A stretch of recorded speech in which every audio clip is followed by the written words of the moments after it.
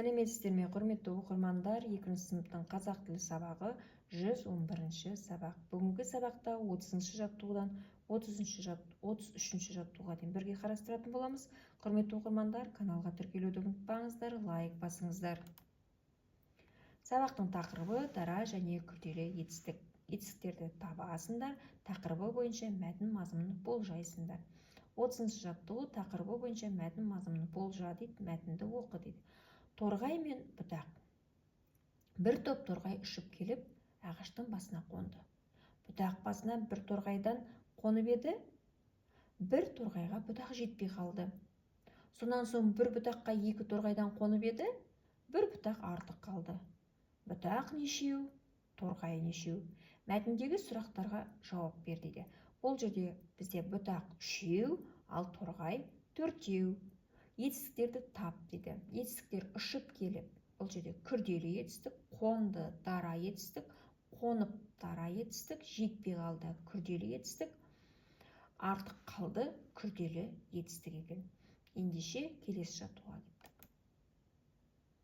Көктемге тән белгілерді көрсет, сол сөйлемдерді жаз дейді. Көктемде күннің қызуы көтеріледі, қар ериді, құстар ұшып келеді, жапырақтар жайқалып өседі.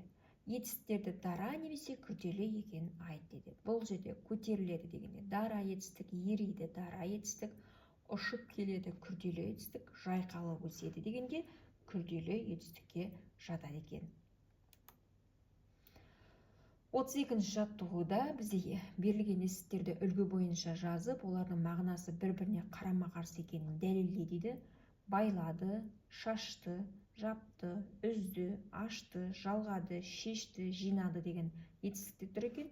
Ендеше бұларды бір-біріне қарама-қарсы екенін дәлелдеп, антоним сөздер екендігін, бір-біріне қарама-қарсылығын сөздерді жазайық. Шашты дегенге қарама-қарсы жинады, жапты, ашты, үзді, жалғады болып келеді. Келесі 33-ші жаттығу сөз жұмбақты шеш дейді. Таудан ағатын табиғи су.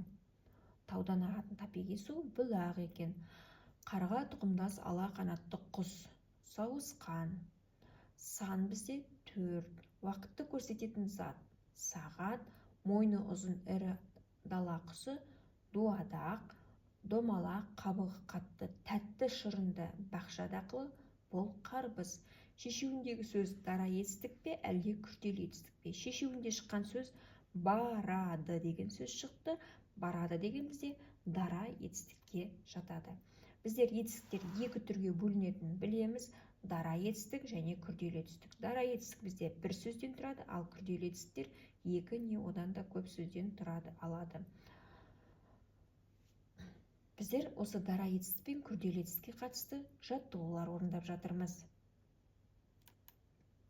Құрметті оқырмандар, сіздерге каналымызда тапсырмаларды бірге орындау түсінікті әрі нақты болатын болса, каналға тіркелуді ұмытпаңыздар, лайк басыңыздар, каналға тіркеліп, өз көмектеріңізді беріңіздер. Біздер етістікке байланысты тапсырмалар орындадық. Сіздерге жаттығулар түсінікті болса, тапсырмаларды бірге қарап, каналға тіркеліп кетіңіздер.